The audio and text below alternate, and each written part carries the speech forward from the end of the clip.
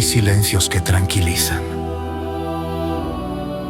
y hay silencios que pesan, no porque oculten un ruido, sino porque contienen demasiado.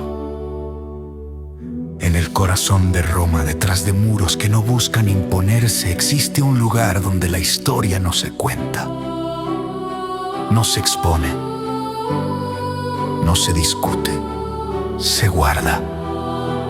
No como un tesoro, sino como algo que no debe circular libremente. Durante siglos, este lugar fue inaccesible incluso para reyes, científicos y teólogos. No aparecía en mapas turísticos, no era mencionado en libros escolares, no se discutía en público. Y aún así, ahí estaba, absorbiendo cartas, confesiones, decretos, juicios, informes y decisiones que definieron el rumbo del mundo. Este no es un sitio de leyendas, no es una bóveda de artefactos místicos, no es una cámara de conspiraciones cinematográficas. Es algo mucho más inquietante. Cudría es un archivo real, un lugar donde la historia no se perdió, solo fue retenida. Cuando pensamos en archivos, imaginamos orden, preservación, memoria. Pero no todos los archivos existen para recordar. Algunos existen para administrar lo que puede ser recordado. Durante generaciones, la mayoría de la humanidad ignoró que documentos dormían ahí dentro. No porque no preguntara, sino porque no se le permitió preguntar. La existencia de este archivo planteaba una idea incómoda. La historia que conocemos podría ser solo la historia permitida. Aquí no se trata de secretos espectaculares, se trata de decisiones. Decisiones escritas, firmadas, selladas. Decisiones que afectaron guerras, coronaciones, condenas, silencios diplomáticos y destinos individuales.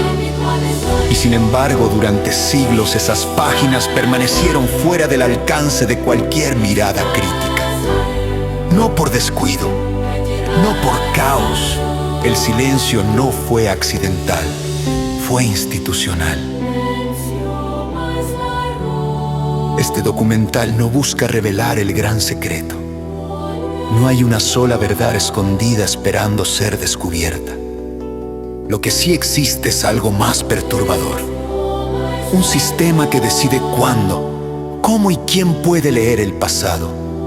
Y cuando una institución controla el acceso a su propia memoria, la pregunta ya no es histórica, es filosófica, es moral. ¿Por qué una organización espiritual necesitaría restringir documentos durante siglos? ¿Por qué permitir el acceso solo bajo condiciones estrictas? ¿Por qué abrir algunos archivos y mantener otros cerrados incluso hoy? Tal vez la respuesta no tenga que ver con fe, ni con milagros, ni con dogmas. Tal vez tenga que ver con algo más humano. El miedo a que el pasado leído sin filtros diga algo que ya no se puede corregir. Este es el punto de partida. No vamos a acusar, no vamos a afirmar lo que no puede demostrarse. No vamos a construir teorías sin base. Vamos a hacer algo mucho más incómodo. Leer la historia desde sus restricciones, observar no solo lo que se dice, sino lo que tardó siglos en poder decirse. Porque cuando un archivo permanece cerrado demasiado tiempo, el verdadero misterio no es su contenido, es el silencio que lo rodea. Y ese silencio es el más pesado del mundo.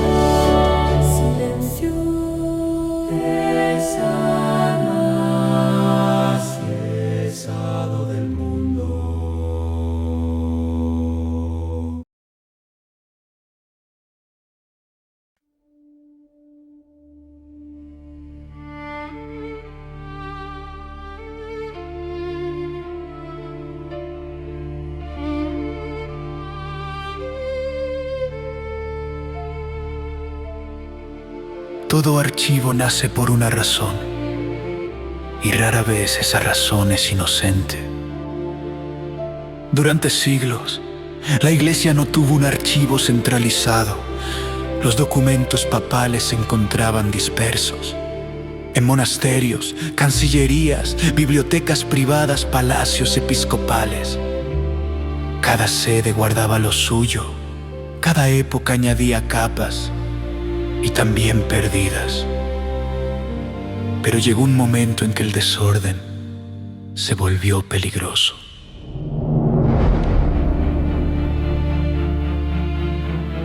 Corría el siglo XVII y Europa estaba fracturada por guerras religiosas, tensiones políticas y disputas de poder que ya no se resolvían solo con teología. La palabra escrita se había vuelto un arma. Cartas entre papas y reyes, acuerdos secretos, condenas doctrinales. Decisiones que podían comprometer no solo a una persona, sino a toda la institución. Fue entonces cuando, bajo el pontificado de Pablo Obe, se tomó una decisión silenciosa pero radical: centralizar la memoria, no para exhibirla, no para estudiarla libremente, sino para controlarla. Así nació formalmente el Archivo Pontificio que hoy conocemos como Archivo Apostólico Vaticano. En aquel momento no se le llamó secreto con intención conspirativa. Se le llamó secretum porque pertenecía exclusivamente al Papa. Era su archivo personal, su memoria privada, el lugar donde se guardaba aquello que no debía circular. La decisión no fue menor. Significó que documentos relacionados con herejías, condenas, alianzas políticas, negociaciones con monarcas y errores institucionales dejaban de estar al alcance de obispos, universidades o cronistas. Todo convergía en un solo punto, un solo control, un solo guardián. Con el paso del tiempo, el archivo creció hasta dimensiones difíciles de imaginar. Kilómetros de estanterías, millones de páginas, siglos de historia acumulada sin una mirada externa. Pero hay algo aún más revelador que su tamaño. Durante más de 300 años, nadie fuera del Vaticano pudo consultarlo.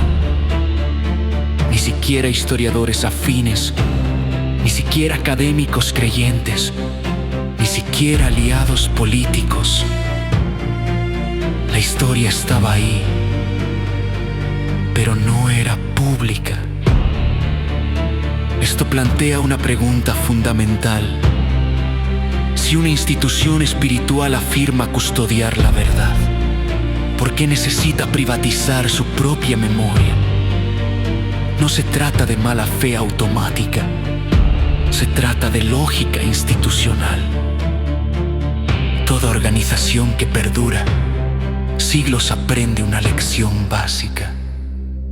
Todo convergía en un solo punto, un solo control, un solo guardián. Con el paso del tiempo, el archivo creció hasta dimensiones difíciles de imaginar. Kilómetros de estanterías, millones de páginas, siglos de historia acumulada sin una mirada externa.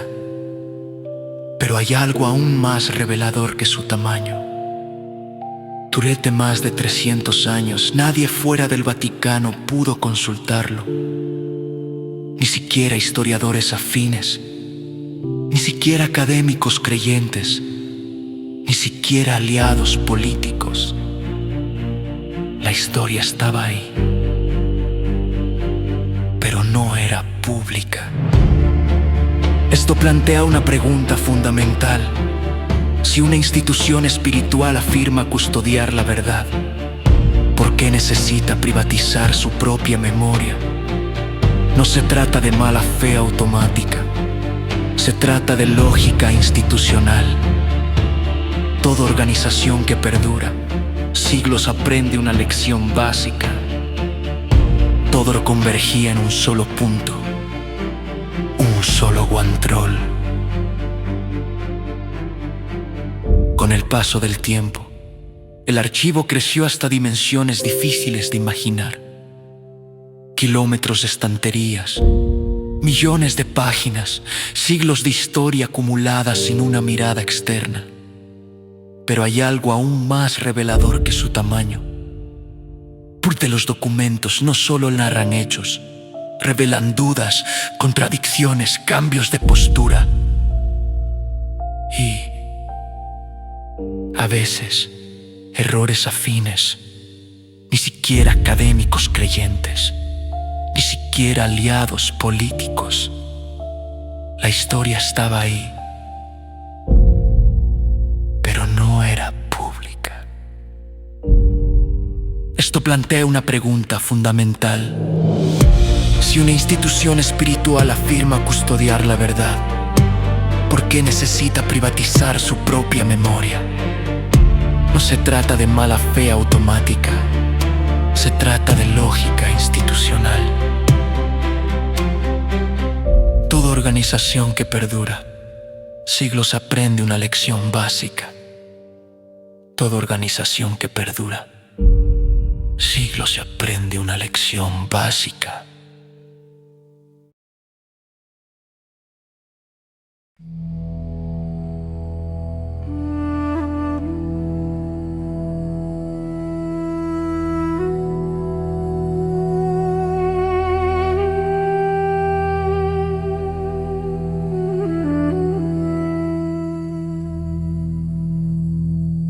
Hay palabras que parecen claras hasta que se usan para ocultar.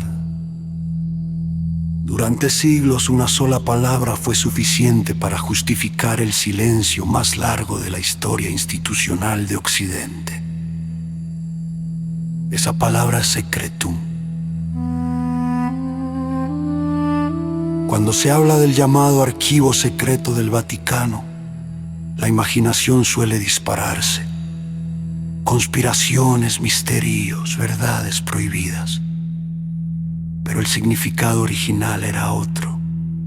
Secretum no significaba oculto, no significaba prohibido, no significaba clandestino, significaba privado.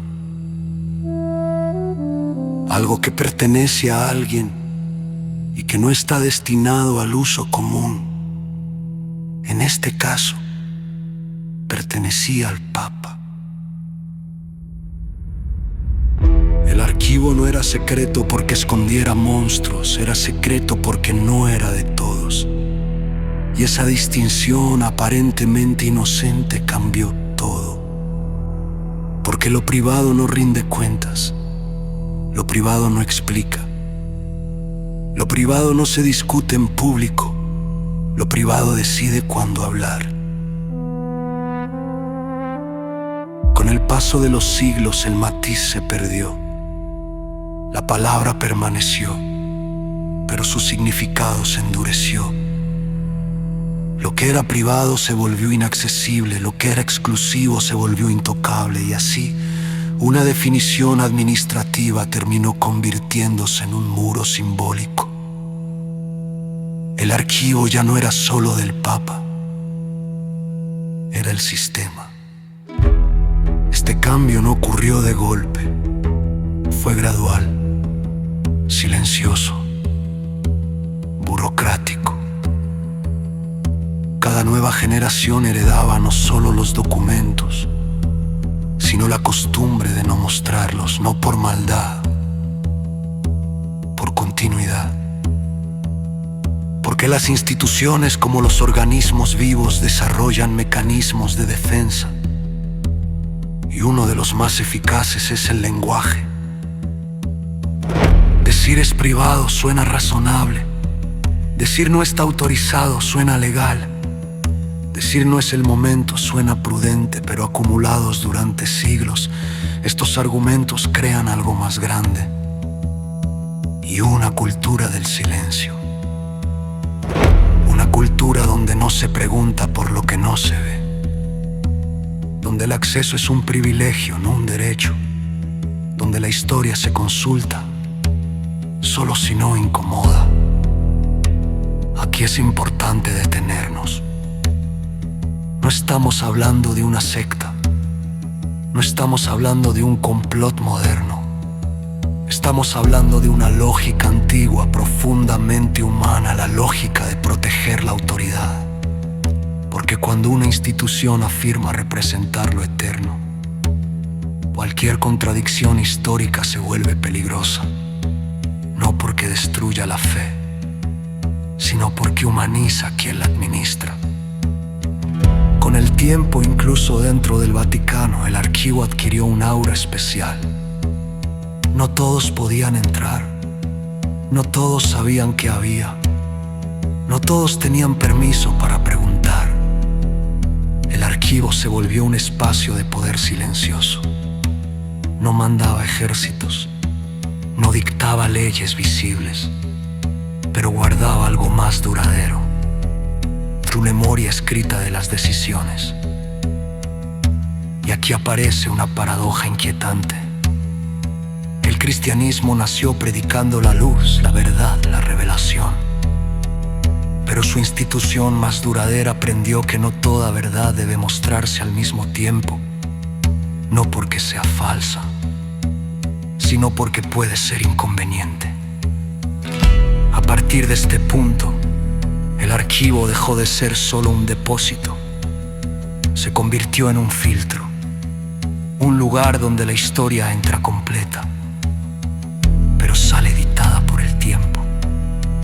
Y cuando finalmente, siglos después, se permitió el acceso parcial, el lenguaje ya había hecho su trabajo. No se pedía todo, se pedía lo autorizado. No se leía libremente, se consultaba bajo condiciones. La palabra secretum había cumplido su función, había normalizado el silencio. En la siguiente parte entraremos en algo aún más concreto. No palabras, no conceptos, personas. ¿Quién puede entrar hoy? ¿Quién decide? ¿Y por qué incluso ahora, con puertas entreabiertas, la historia sigue pasando por un filtro?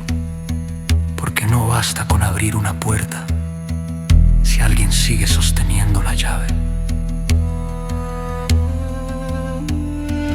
A partir de este punto, el archivo dejó de ser solo un depósito.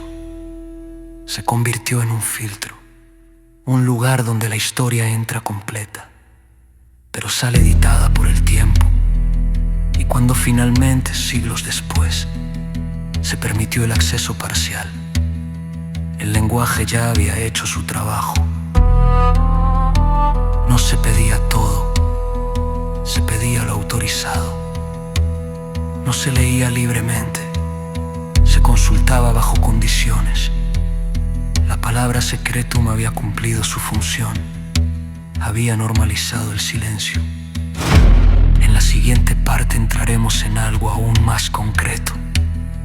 No palabras, no conceptos, personas. ¿Quién puede entrar hoy? ¿Quién decide? ¿Y por qué incluso ahora, con puertas entreabiertas, la historia sigue pasando por un filtro? Porque no basta con abrir una puerta si alguien sigue sosteniendo la llave.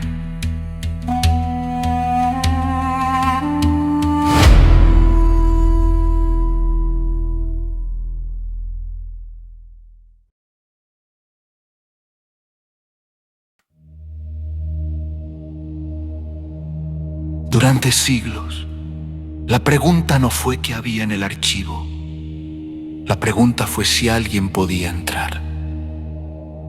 Y la respuesta, durante mucho tiempo, fue simple.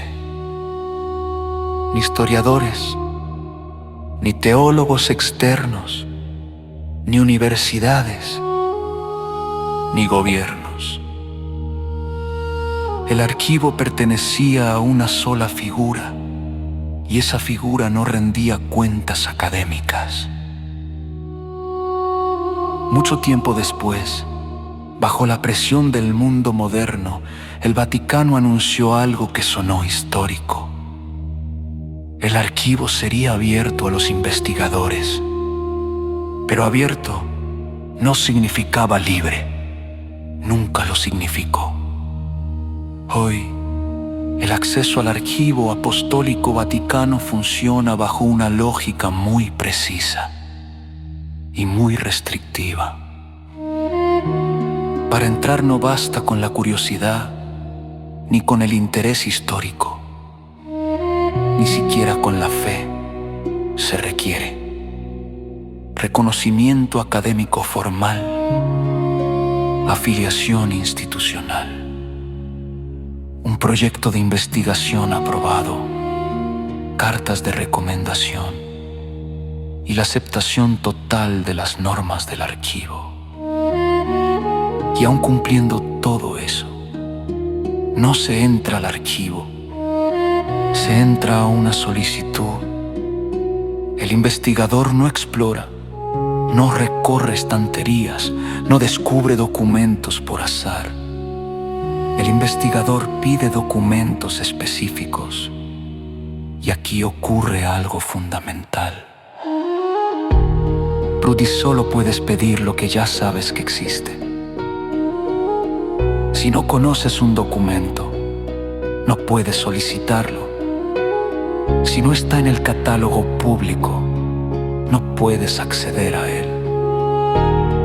Esto transforma por completo la idea de investigación histórica. No es un proceso abierto, es un proceso guiado.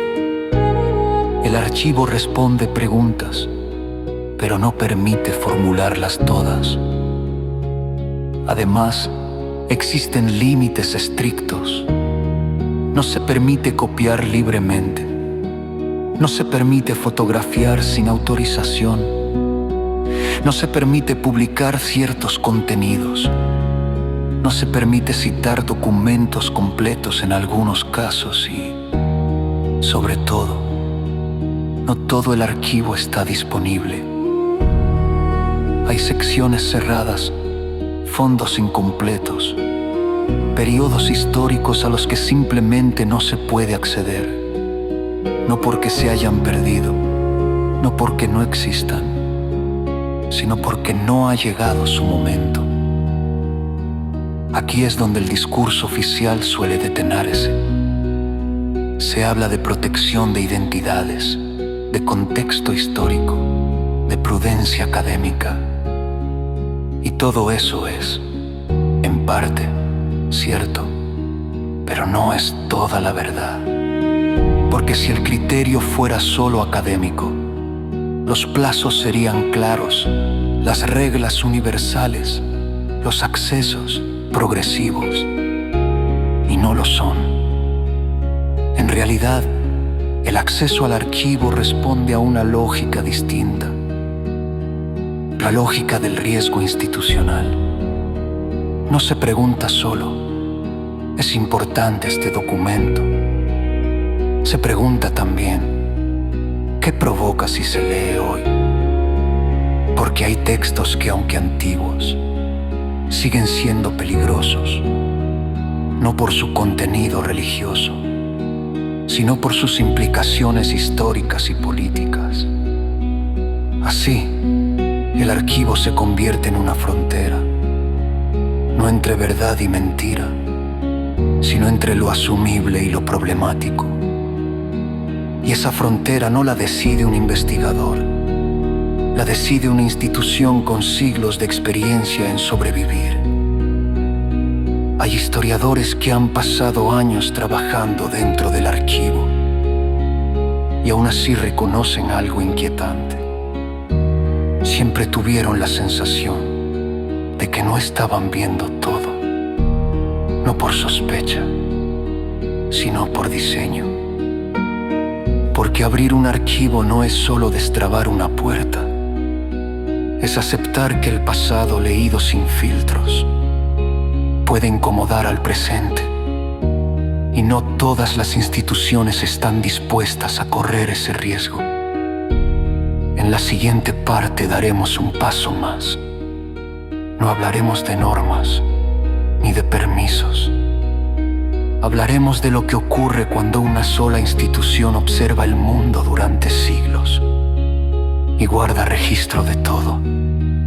Porque ver la historia desde un solo escritorio cambia por completo la forma de entender el poder. Poder.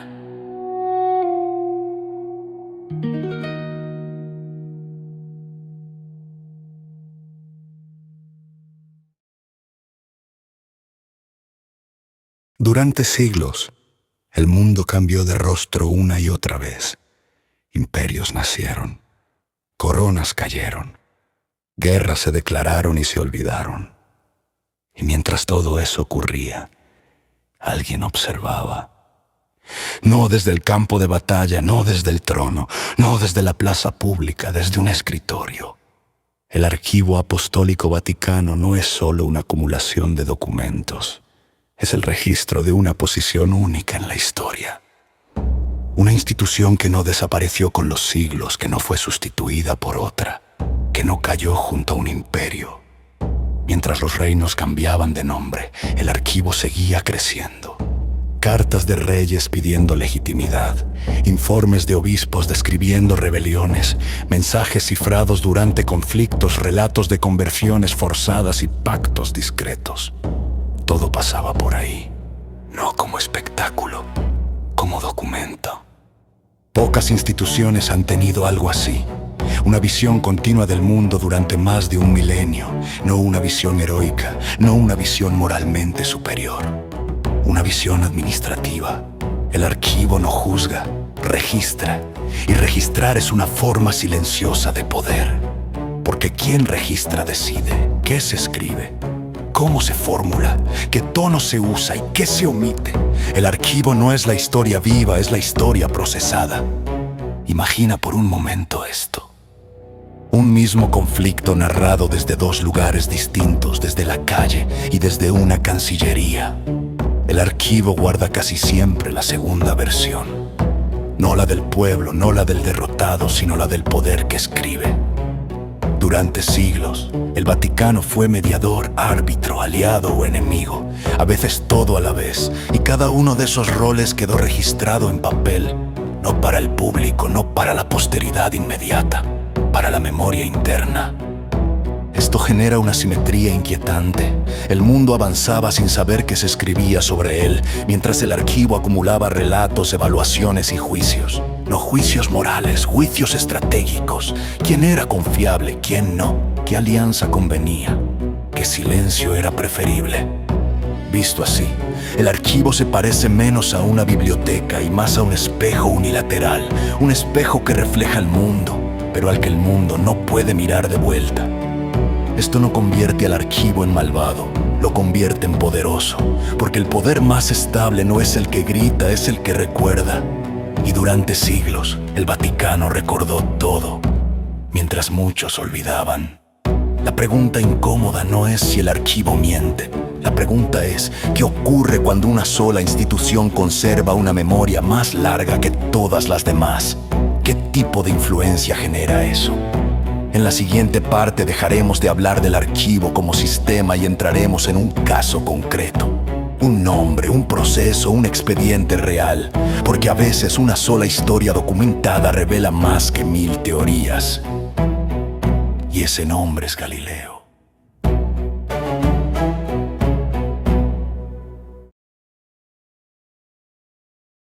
Durante siglos, el nombre de Galilei fue contado como una fábula. Un científico valiente, una iglesia cerrada, una frase heroica atribuida al final. Pero el archivo no guarda fábulas, guarda actas. El proceso contra Galileo no es una reconstrucción posterior, no es una interpretación moderna. Es un expediente real conservado en papel con firmas, interrogatorios y resoluciones. Ahí no hay épica, hay procedimiento. Galileo no fue condenado por mirar el cielo, fue juzgado por insistir, por sostener públicamente una idea que ya había sido advertida como peligrosa para el orden doctrinal. La idea no era nueva, pero el contexto sí. El mundo estaba cambiando, la autoridad se sentía cuestionada y el archivo registra ese temor. En los documentos se leen advertencias previas, llamados a la prudencia, órdenes de silencio. No se le pidió que dejara de pensar, se le pidió que dejara de decir. Y cuando no obedeció del todo, el proceso comenzó. El juicio no fue un espectáculo público, fue cerrado, controlado, meticuloso. Las actas muestran preguntas repetidas, formuladas de distintas maneras, buscando una sola cosa: trunder, una retractación formal. Galileo no fue torturado físicamente, eso es importante decirlo, pero la amenaza estaba presente y el archivo lo deja claro. La presión no fue sobre el cuerpo, fue sobre la supervivencia, sobre la posibilidad de seguir viviendo, sobre la vejez, sobre el miedo. Finalmente, Galileo firmó, no porque cambiara de idea, sino porque entendió el límite. El archivo no registra un triunfo de la verdad, registra una negociación asimétrica, una institución que podía esperar siglos, un hombre que no podía. Aquí es donde el expediente se vuelve inquietante, porque no habla de ciencia contra fe, habla de autoridad contra disenso, y eso no pertenece solo al pasado.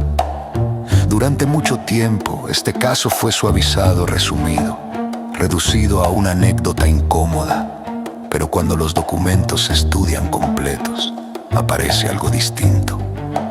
Una institución que no negó los hechos, pero decidió posponer su aceptación, no por ignorancia, por control.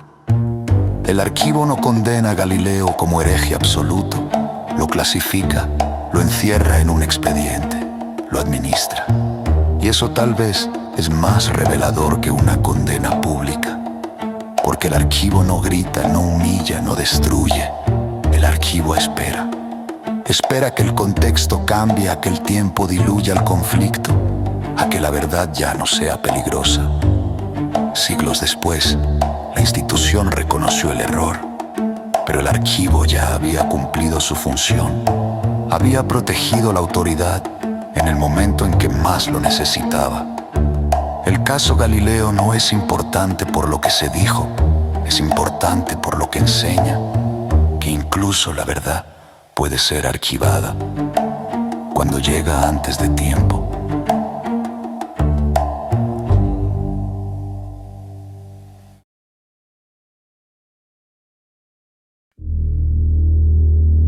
Cuando se menciona la Inquisición, la imaginación suele adelantarse.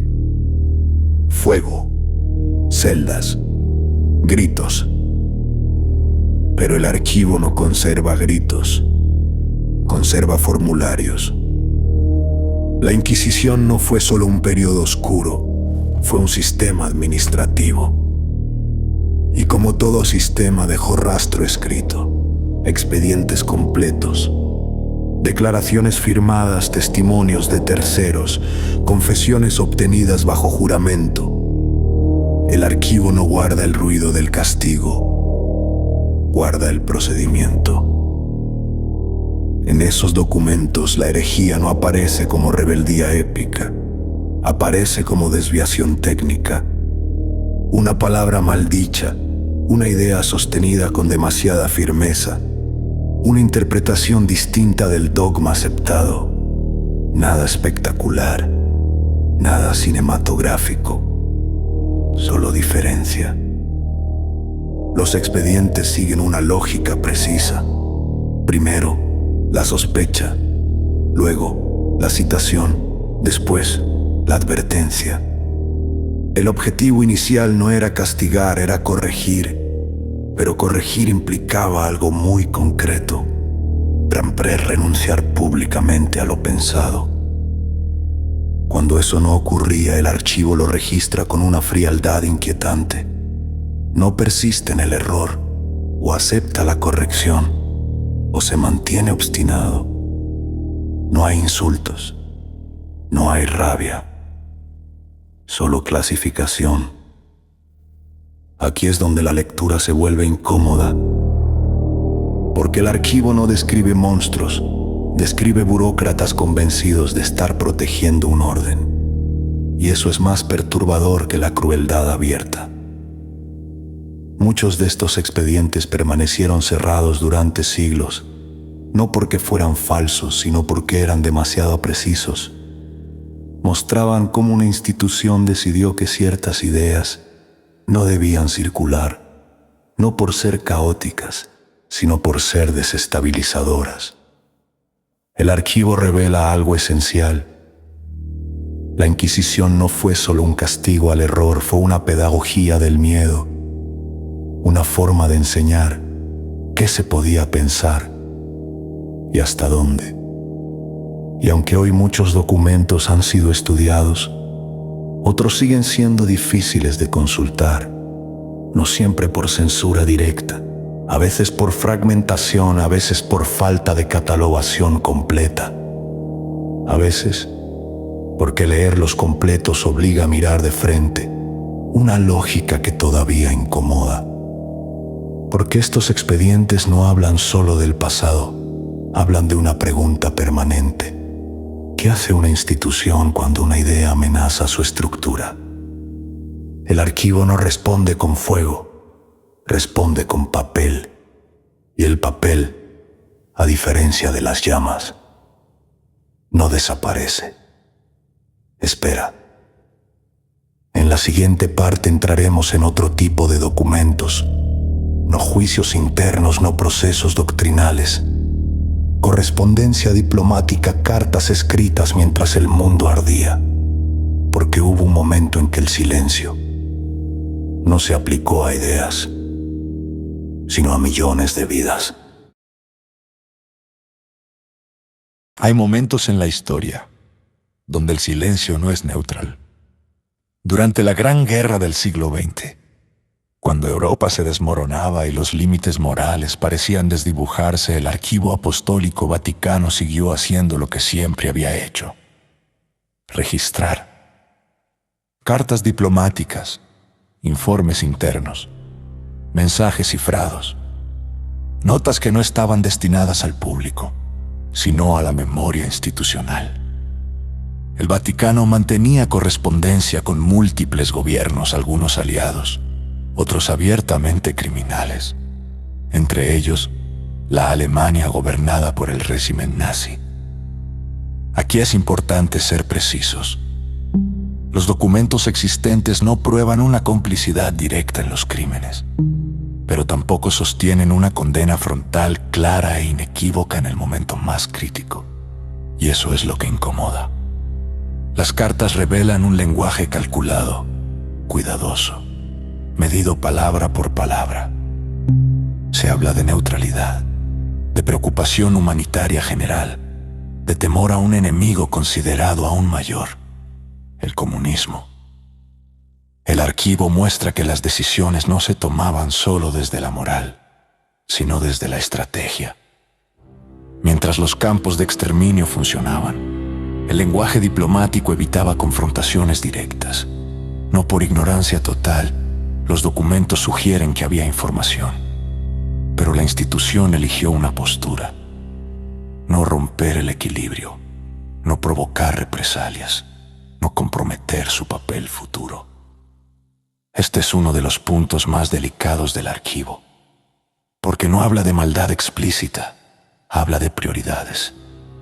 Y las prioridades, cuando quedan escritas, pesan más que cualquier discurso posterior.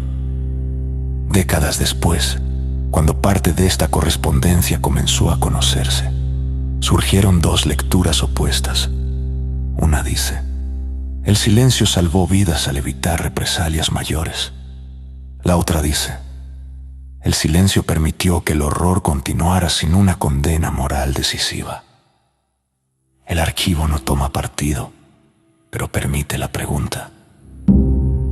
Aquí es donde el papel se vuelve insoportable, porque leer estas cartas sabiendo lo que ocurrió después transforma cada frase moderada en una ausencia de palabras que quizá ya no podían cambiar nada, pero que habrían dejado constancia moral. El archivo conserva esas cartas sin comentarios añadidos, sin notas aclaratorias, sin disculpas. No porque no existan explicaciones posteriores, sino porque el archivo no reescribe. Registra lo que fue escrito, cuando aún no se sabía cómo terminaría todo. Y eso es lo que hace que estos documentos sean tan perturbadores. No muestran villanos caricaturescos, muestran instituciones atrapadas entre el miedo, el cálculo y la supervivencia. El problema no es que el archivo guarde estas cartas. El problema es que durante mucho tiempo no permitió que fueran leídas en su totalidad. Porque leerlas exige algo incómodo. Aceptar que incluso las instituciones morales toman decisiones humanas y, por tanto, falibles.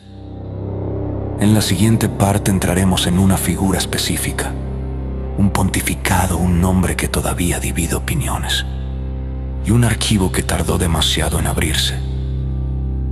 Porque a veces el tiempo de espera también es una forma de respuesta, pero que habían dejado constancia moral.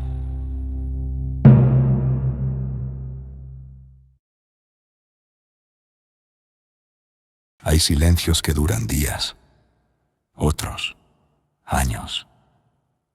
Y hay silencios que se extienden durante generaciones. El pontificado de Pío XII es uno de los más debatidos del siglo XX. No por lo que dijo, sino por lo que no dijo. Durante la Gran Guerra su figura ocupó una posición única. Líder espiritual de millones y jefe de una institución que aún tenía peso diplomático real. Sus decisiones quedaron registradas, sus cartas archivadas, sus informes clasificados, pero durante décadas esos documentos permanecieron cerrados. Mientras historiadores discutían, mientras sobrevivientes hablaban, mientras las preguntas se acumulaban, el archivo guardaba silencio. No porque los documentos no existieran, sino porque no se abrían. La explicación oficial fue siempre la misma.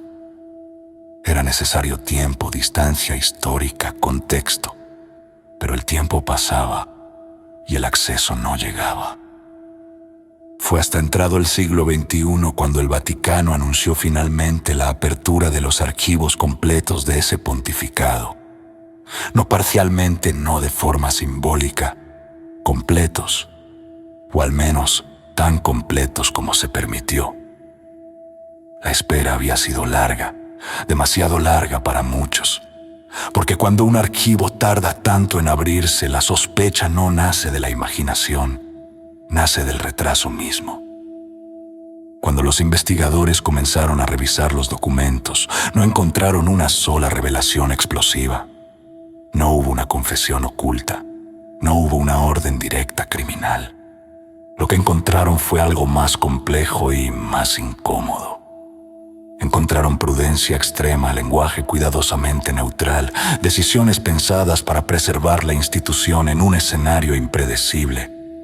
El archivo mostró un pontífice atrapado entre el miedo a represalias, la amenaza de perder influencia y el deseo de seguir existiendo cuando la guerra terminara. Eso no absuelve, tampoco condena de forma simple, pero explica. Y a veces explicar no tranquiliza, incomoda más. Porque la lectura completa revela algo esencial. El silencio no fue ignorancia, fue una elección estratégica. Una elección que se tomó con información parcial, con presiones externas y con un cálculo institucional de largo plazo. Aquí aparece la pregunta que el archivo no responde, pero que deja flotando. ¿Puede una institución moral permitirse guardar silencio cuando el costo humano es incalculable. El problema no es solo lo que se decidió entonces, es que durante décadas esas decisiones no pudieron ser revisadas públicamente. La historia quedó suspendida, la evaluación moral aplazada, y cuando el archivo finalmente habló, muchos de los testigos ya no estaban. Abrir un archivo tarde no borra el pasado, solo confirma que hubo algo que se prefirió no discutir a tiempo. En la siguiente parte nos alejaremos de nombres y guerras y entraremos en algo más silencioso todavía.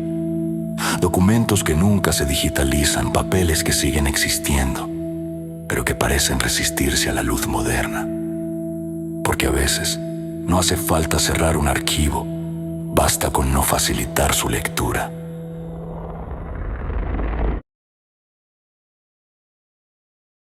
En la era de la digitalización total, cuando bibliotecas enteras caben en un servidor y la historia aparece al alcance de un clic, hay algo que resulta inquietante.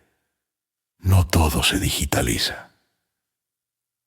En el archivo del Vaticano existen documentos que siguen viviendo solo en papel, no por descuido, no por falta de recursos, por decisión. Digitalizar no es solo copiar. Digitalizar es multiplicar el acceso. Un documento digital puede viajar, puede replicarse, puede analizarse sin control directo. El papel, en cambio, permanece. Muchos fondos del archivo siguen siendo consultables únicamente en sala, bajo supervisión, con tiempos limitados, con normas estrictas. No hay descarga, no hay copia completa, no hay circulación libre. Esto crea una barrera silenciosa pero eficaz. No se prohíbe el acceso, se dificulta, y la dificultad a largo plazo es una forma elegante de restricción. Además, la no digitalización protege algo más que el contenido. Protege el contexto controlado. Leer un documento en una sala vigilada, sin posibilidad de contrastarlo de inmediato, sin acceso paralelo a otros fondos, modifica la experiencia. No se investiga con libertad plena, se investiga con límites físicos. Hay otra razón menos mencionada. El papel envejece, se vuelve frágil, requiere permisos especiales. Y con el tiempo, algunos documentos se vuelven prácticamente inaccesibles, sin que nadie los haya censurado explícitamente. Aquí aparece una forma moderna de silencio. No cerrar, no negar, solo dejar que el tiempo complique el acceso. El archivo no borra, el archivo espera. Esta práctica no es exclusiva del Vaticano. Muchas instituciones la usan.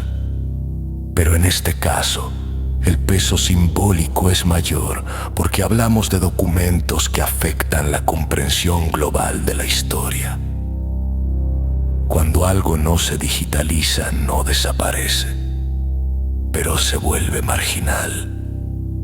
Solo unos pocos lo verán, solo algunos lo estudiarán y casi nadie lo discutirá públicamente. Así, la memoria permanece intacta, pero aislada. No es un secreto, es una distancia. En la siguiente parte entraremos en el núcleo del problema. No documentos concretos, no nombres propios. La pregunta más profunda de todas. ¿Qué ocurre cuando una institución decide qué debe recordarse y qué puede olvidarse? Porque el poder más duradero no es el que impone, sino el que administra la memoria.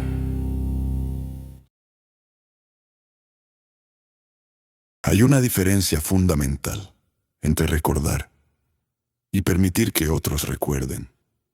Las instituciones antiguas lo entendieron muy pronto. No hace falta borrar el pasado para controlarlo.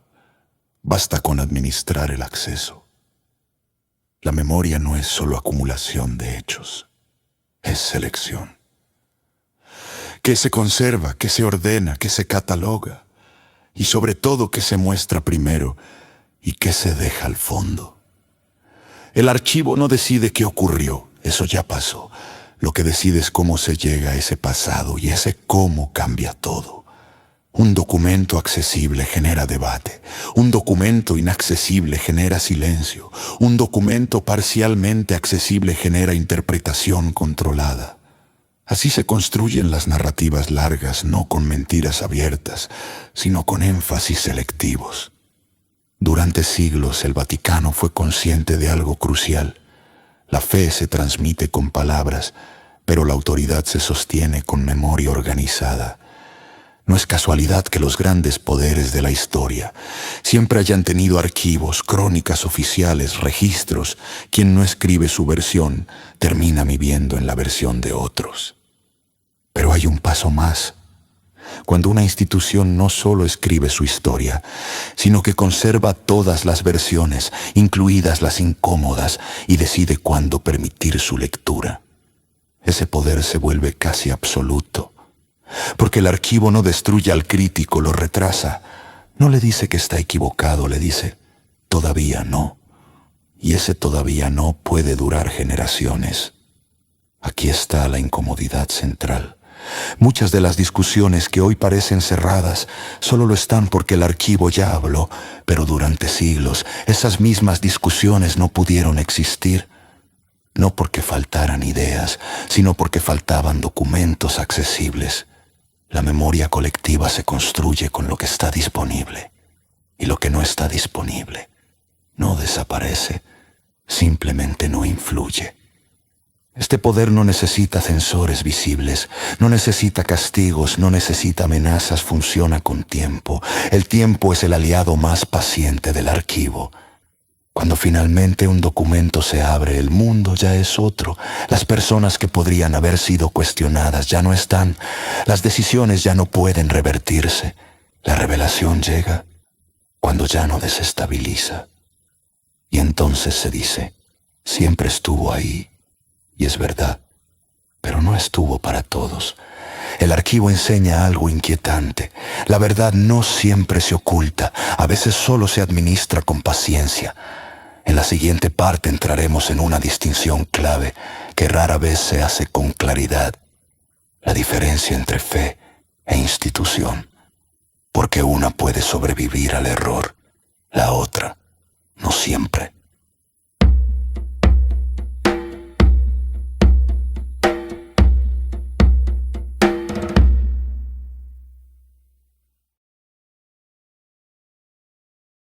Hay algo que suele confundirse de manera deliberada. La fe no es lo mismo que la institución. Y sin embargo, durante siglos ambas han sido presentadas como una sola cosa. La fe puede sobrevivir a la duda, puede crecer en la contradicción, puede fortalecerse incluso después del error. La institución, en cambio, funciona de otra manera. Necesita continuidad, necesita autoridad, necesita coherencia histórica. Aquí es donde el archivo se vuelve esencial, no para proteger la fe, sino para proteger la estructura. Aceptar un error doctrinal no destruye la espiritualidad de millones, pero aceptar una cadena prolongada de decisiones equivocadas sí puede erosionar la legitimidad de quienes las tomaron, y eso es lo que el archivo administra con cuidado. Cuando una institución afirma haber sido guiada por la verdad durante siglos, cada documento que muestre dudas, retrocesos o correcciones se vuelve delicado, no porque sea falso, sino porque es humano. El problema no es el error. El problema es admitirlo en tiempo real, porque hacerlo implica algo difícil de sostener, que la autoridad no fue absoluta, que la interpretación cambió, que lo que ayer fue condenado, hoy puede ser aceptado. El archivo muestra esto con claridad. No hay una línea recta. Hay curvas, hay ajustes, hay silencios estratégicos. Y esos silencios no buscan destruir la fe, sino preservar la institución que la administra. Aquí aparece una tensión profunda. La fe invita a la verdad, la institución invita al orden. Cuando ambas coinciden no hay conflicto, pero cuando se separan, el archivo decide. Decide qué se muestra ahora, qué se explica después, qué se deja dormir, no como acto de maldad, sino como acto de supervivencia. Esto no convierte a la institución en enemiga de la fe, la convierte en algo más complejo. Una organización que aprendió que la transparencia absoluta puede ser tan peligrosa como el silencio total. El archivo es el punto de equilibrio. Ni revela todo, ni oculta todo, administra. Y esa administración tiene un costo. La verdad llega, pero llega tarde. Aceptar esto es incómodo porque obliga a separar lo espiritual de lo estructural, a entender que una creencia puede ser sincera, mientras que su gestión puede ser estratégica. En la siguiente parte daremos un paso más. No hablaremos de pasado cerrado, sino de consecuencias reales. ¿Qué pasaría si todo se abriera sin filtros, no en teoría, en la práctica? Porque a veces el miedo no es a la verdad, sino a lo que esa verdad haría hoy.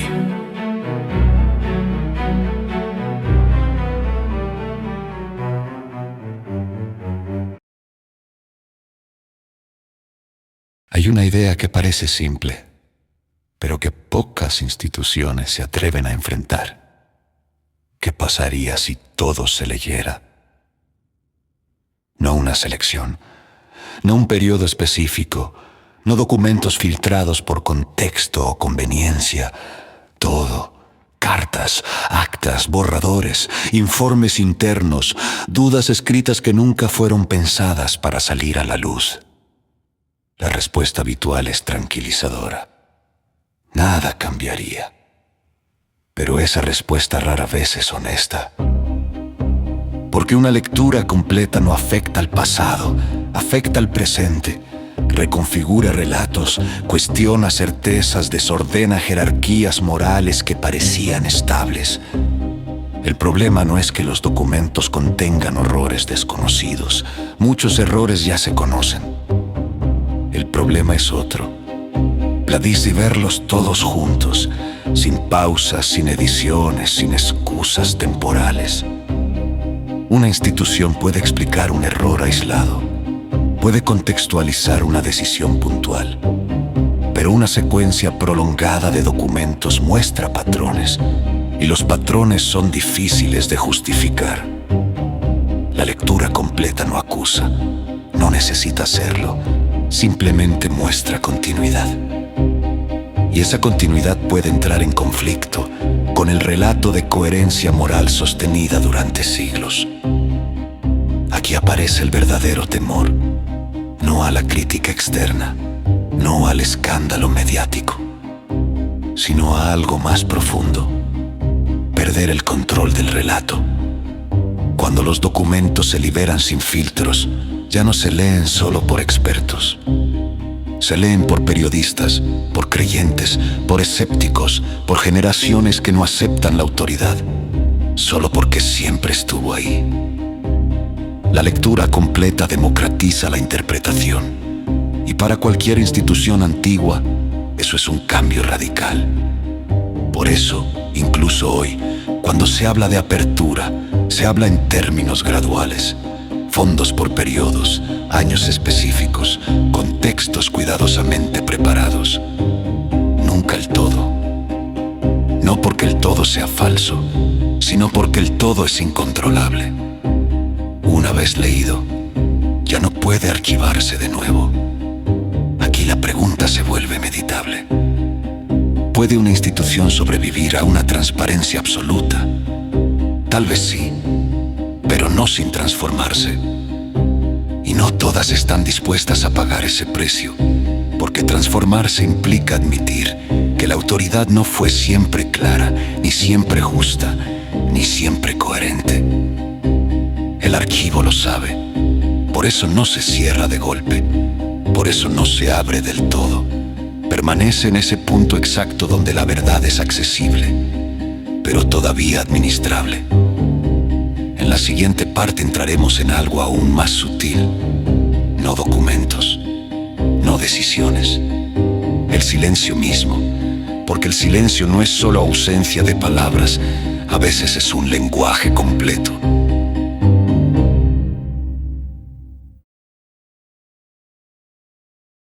El silencio suele entenderse como falta de información, como vacío, como ignorancia.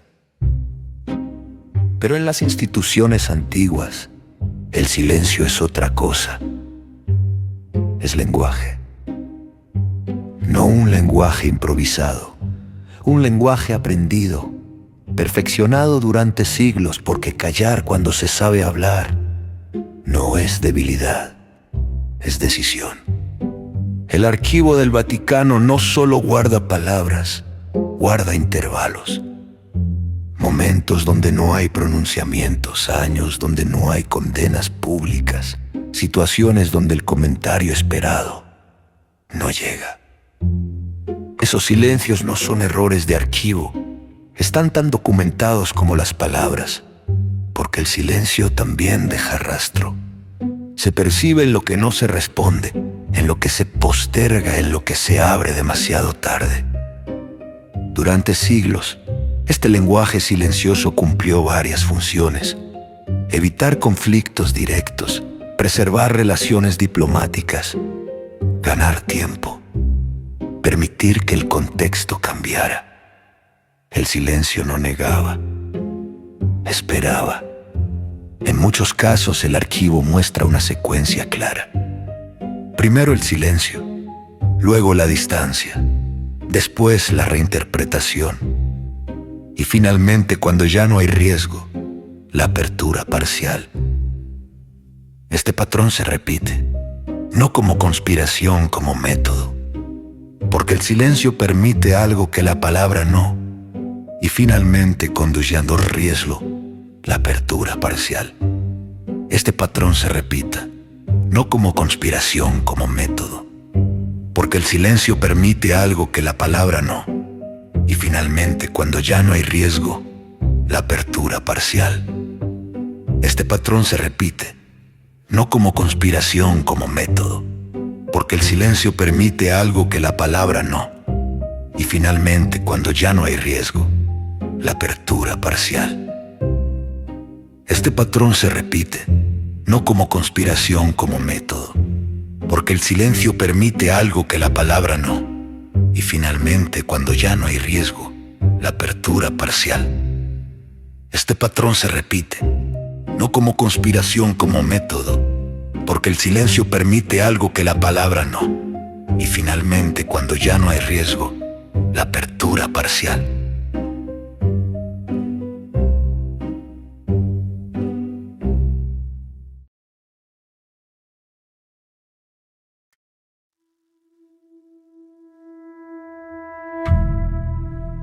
Después de recorrer pasillos, documentos, decisiones y silencios, queda una tentación. Buscar una conclusión, un culpable, una absolución, una respuesta definitiva. Pero el archivo no ofrece finales cerrados, solo deja rastros. Los rastros no dictan sentencias, obligan a pensar. A lo largo de este recorrido no hemos visto pruebas de una conspiración total. Tampoco hemos visto una institución completamente inocente. Hemos visto algo más real y más incómodo. Una organización humana antigua, compleja, que aprendió a sobrevivir administrando la memoria.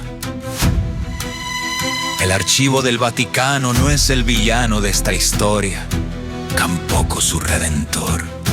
Es un espejo que muestra lo que ocurre cuando el poder se extiende durante siglos y aprende a usar el tiempo como herramienta. Aquí es donde la pregunta final aparece. No una pregunta histórica, no una pregunta teológica, una pregunta humana. Si una institución que afirma custodiar la verdad necesita retrasarla, filtrarla o administrarla, ¿qué nos dice eso sobre la relación entre verdad y poder? Y más aún, ¿cuántas de las certezas que hoy damos por hechas existen solo porque ciertos documentos no estuvieron disponibles cuando más importaban? El archivo nos enseña algo que va más allá del Vaticano, que la historia no siempre se falsifica, a veces simplemente se dosifica, que el silencio no siempre oculta mentiras, a veces protege estructuras, y que la verdad, cuando llega tarde, llega distinta. No para corregir el pasado, sino para convivir con él. La pregunta que no se archiva no es ¿qué esconden? Esa pregunta es fácil, cómoda, externa. La pregunta real es otra.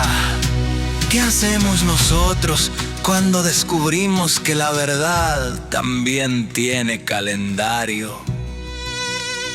Porque ningún archivo, por cerrado que esté, tiene sentido si no hay alguien dispuesto a leer con honestidad cuando finalmente se abre. Enigmamente no existe para acusar, existe para incomodar con cuidado, para mirar donde otros prefieren pasar rápido.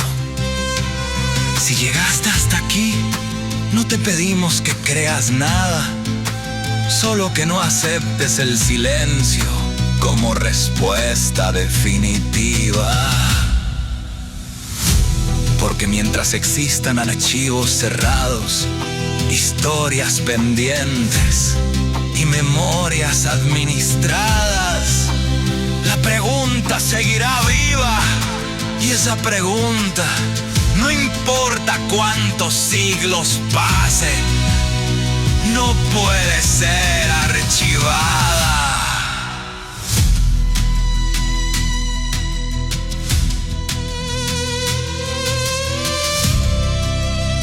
Si este viaje te dejó incómodo, este canal es tu lugar.